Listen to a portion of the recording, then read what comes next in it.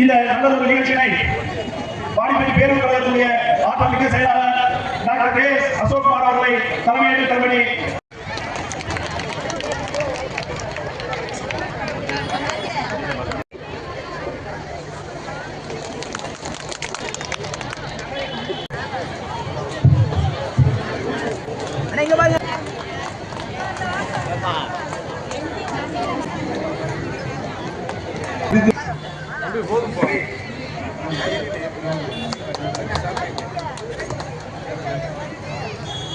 எடப்பாடியார் சொல்லிக்கொண்டே இருக்கிறார்.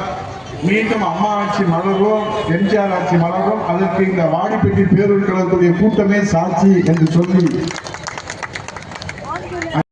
ஒரே இயக்கம் அண்ணாதி மன்னன் மக்கள் கழகம் பொன்மன தலைவர் புரட்சி தலைவர் எம்ஜிஆர் துவங்கி புரட்சி தலைவர் எம்ஜிஆர் என்கிற அந்த மனித புனிதர் இந்த இயக்கத்தை துவங்கி ஓராண்டு அல்ல, ஈராண்டு அல்ல, 54 ஆண்டுகள் இன்றைக்கு நாம் அடியெடுத்து வைத்திருக்கிறோம் என்று சொன்னால், அம்மா அவர்கள் சொன்னார்களே, எனக்கு பின்னாலும் 100 ஆண்டுகள் அண்ணா திராவிட முன்னேற்ற கழகம். இன்னைக்கு ஒரு சாமானிய தொண்டர் புரட்சி தமிழர் ஐயா எடப்பாடியார் அவர்கள் ஒரு கிளை கழகத்துடைய செயலாளராக இங்க இருக்கக்கூடிய அருமையான முடிச்சிருக்கு. இந்த சட்டமன்றத்தில் எதுக்காக சட்டமன்றம் கூடுது? நீங்க ஓட்டு போடுறீங்க. சோழவந்தான் தொகுதியிலிருந்து ஒரு சட்டமன்ற உறுப்பினர் போயிருக்கிறார். அந்த சட்டமன்றத்தில் நாம் கோரிக்கை முன்வைத்து அரசுடைய கவனத்தில் கொண்டு வந்து அவர்கள் நிறைவேற்ற வேண்டும். அது சட்டங்களை இயற்ற வேண்டும், திட்டங்களை உருவாக்க வேண்டும், நிதி ஒதுக்க வேண்டும், அதை செயல்படுத்த வேண்டும். அது நாடாள முடியுமா என்று கேள்வி கேட்டவர்களுக்கு மத்தியிலே ஒரு கிளைக்கழகத்துடைய செயலாளர் நாடாள முடியுமா முதலமைச்சராக என்று கேள்வி கேட்டவர்களுக்கு மத்தியிலே வாய்ச்சொல் வீரராக இல்லாமல் மக்களை நேசிக்கிற மனிதநேய பண்பாளராக அமைச்சரவையில் செயலாளர் ஒரு கிளையை நாம் கையாளுவதில் எவ்வளவு சவால்கள் இருக்கிறது.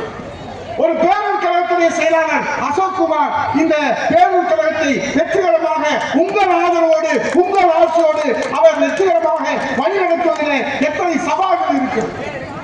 கழகத்துடைய செயலாளர் அந்த ஒன்றியத்தை வழிநடத்துவதில் எத்தனை சவால்கள், ஒரு மாவட்ட கழகம் எவ்வளவு சவால்கள், ஒரு மாவட்ட ஆட்சித்தலைவர் எவ்வளவு சவால்கள், ஒரு காவல்துறை கண்காணிப்பாளர் கமிஷனர் இன்றைக்கு கையாளுவதில் எவ்வளவு சவால்கள் இருக்கிறது.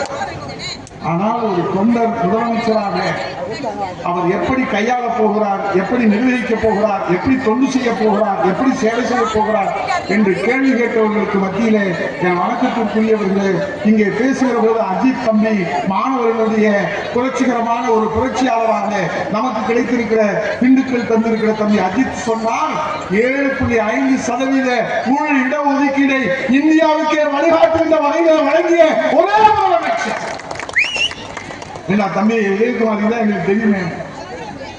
7.5% உள்ள இடஒதுக்கீடு இன்றைக்கு 5000 பேர்கள் இன்றைக்கு மருத்துவர்களாக ஒரு ஏழை எளிய சாமானிய இங்க இருக்கிற அரசு பள்ளியிலே படிக்கிற மாணவ செல்வங்கள் இன்றைக்கு டாக்டராக முடிவென்றால் அதற்கு விளைவித்தவர் புரட்சி தமிழர் ஐயா எடப்பாடி. அதைத்தான் தம்பி அஜித் சொன்னார். அந்த சட்டத்தை நிறைவேற்ற முடியுமா? சாதாரணமா நிறைவேற்ற முடியுமா? சட்டசபையில சட்டத்தை நிறைவேற்றி மசோதாவை நாங்கள் கவர்னருக்கு அனுப்புவோம். கவர்னர் அதற்காக கால அவகாசம் எடுத்துக்கொள்ளும். ஆனால் கல்வியாண்டு தொடங்கிவிட்டது. என்ன செய்வது? 7.5% ஏழைகளுக்கு கொடுக்கணுமே. அதனால்தான் புரட்சி தமிழர் ஐயா எடப்பாடியார் அங்கே ஆலோசனை செய்தார்.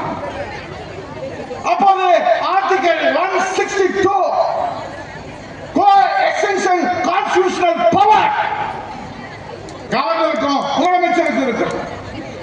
கவர்னர் மசோதாவிலே கையெழுத்து போடுவதற்கு கால அவகாசம் எடுத்துக் கொள்கிற போது, தாமதம் எடுத்துக் கொள்கிற போது முதலமைச்சர் நினைத்தால் அதை சட்டமாக்க முடியும்.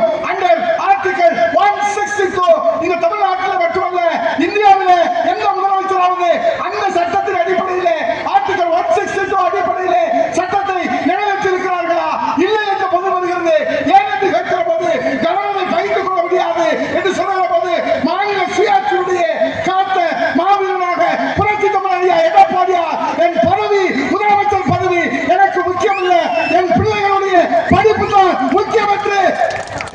7.5%.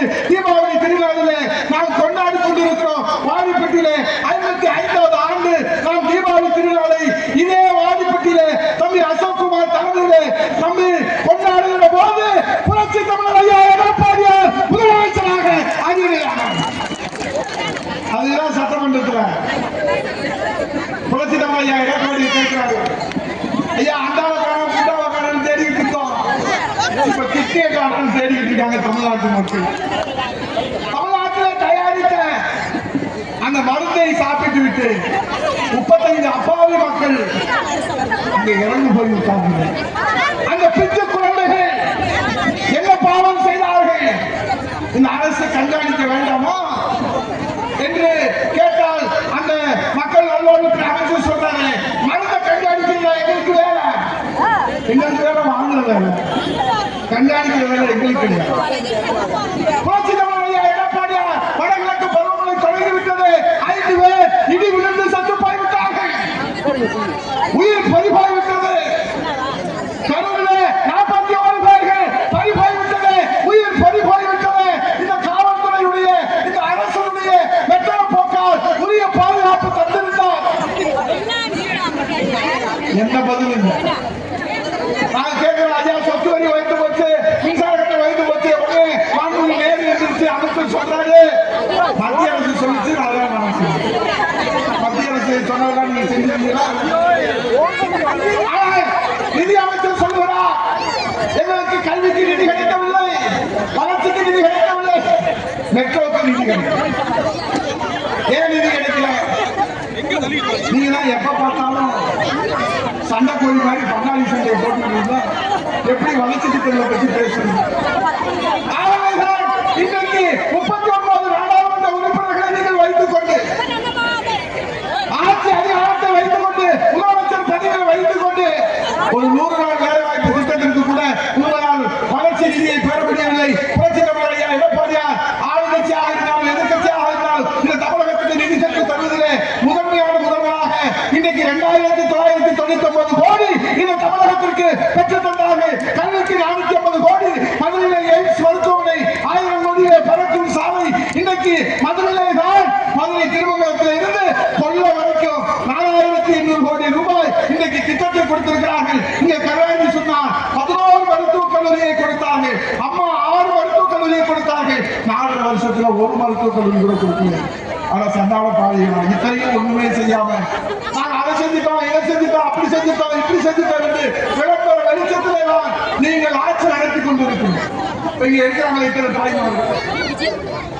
இத்தனை தாய்மார்கள் எங்களோட ஆதரவு கொடுத்து கரம் போட்டு நிற்கிறாங்க.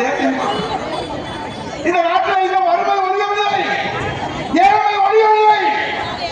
ஆனால் நீங்கள் மட்டும் மகாராசனாக இருக்கிறீர்கள். இன்றைக்கு இருக்கிற இந்த மக்களுடைய ஏழ்மையை வறுமையை போக்குவதற்கு ஏதாவது நடவடிக்கை எடுத்தீர்களா? எதுவும் செய்யவில்லை.